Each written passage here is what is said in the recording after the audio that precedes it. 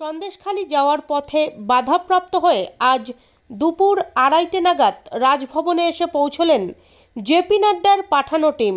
প্রসঙ্গত, আজ সকালে নিউ টাউন থেকে সন্দেশখালির উদ্দেশ্যে রওনা দিয়েছিলেন জেপি নাড্ডার উদ্যোগে বিজেপির ফ্যাক্ট ফাইন্ডিং টিম।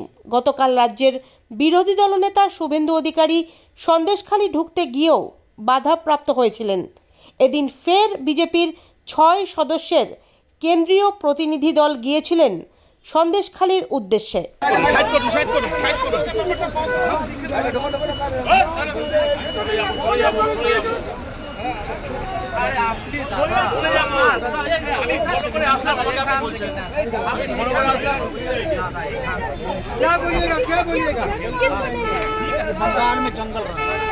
বাবা কি করছিস কি করছিস?